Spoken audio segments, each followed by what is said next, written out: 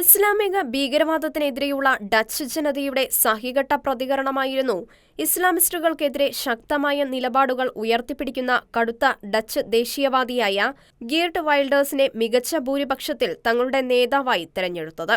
ഇസ്ലാമിക ഭീകരവാദത്തിനെതിരെ പറഞ്ഞ നിലപാടുകളിൽ മാറ്റമില്ലാതെ തുടരുന്ന ഗീർട്ട് വൈൽഡേഴ്സിനെ തൂക്കിലേറ്റാൻ ഞങ്ങൾ ആഗ്രഹിക്കുന്നുവെന്നും വൈൽഡേഴ്സിനെ മുസ്ലിം ഉമ്മത്തിന്റെ മുന്നിൽ വെച്ച് തൂക്കിക്കൊല്ലണമെന്നുമുള്ള ഭീഷണികളും മുന്നറിയിപ്പുകളുമായി പാകിസ്ഥാൻ അടക്കമുള്ള അറബ് രാജ്യങ്ങളിൽ നിന്ന് ഇസ്ലാമിസ്റ്റ് ഇമാമുമാർ രംഗത്ത് വന്നിരിക്കുകയാണ്. Because I got 5 fatwas from Pakistan, from many Arab countries.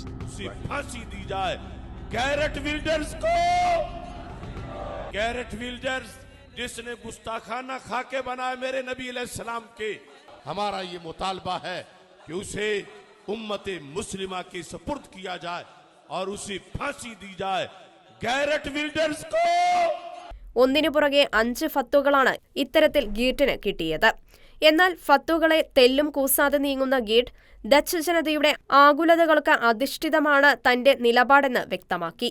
ആസൂത്രിതമായി നെതർലാൻഡിലേക്ക് കുടിയേറുന്ന ഇസ്ലാമിസ്റ്റുകൾ ഡച്ച് ദേശീയതയോട് പൊരുത്തപ്പെടുന്നവരല്ലെന്നും ഡച്ച് ജനതയേക്കാൾ മുമ്പേ അവർ വീടടക്കമുള്ള കാര്യങ്ങൾ നേടിയെടുക്കുന്നുണ്ട് എന്നും എന്നിട്ടും ഡച്ചുകാരെ അവർ കാരണമില്ലാതെ വർഗീയവാദികളെന്ന് വിളിക്കുകയാണെന്നും അതിനാൽ ഡച്ചുകാർ രോഷാകുലരാണെന്നും ഗീർട്ട് വ്യക്തമാക്കി.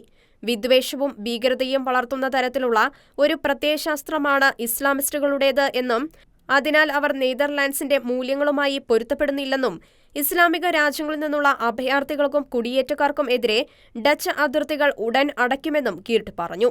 അക്രമം നടത്തുകയോ ഭീഷണിപ്പെടുത്തുകയോ ചെയ്യുന്ന ആരെയും ലോക്കപ്പിലാക്കുകയോ അല്ലെങ്കിൽ അവരെ നെതർലാൻഡിൽ നിന്ന് നാടുകടത്തുകയോ ചെയ്യുമെന്നും ആവശ്യമെങ്കിൽ ഇസ്ലാമിസ്റ്റ് അനുകൂലികൾക്കെതിരെ പ്രതിരോധ നടപടി സ്വീകരിക്കുമെന്നും ഗീർട്ട് പ്രഖ്യാപിച്ചു.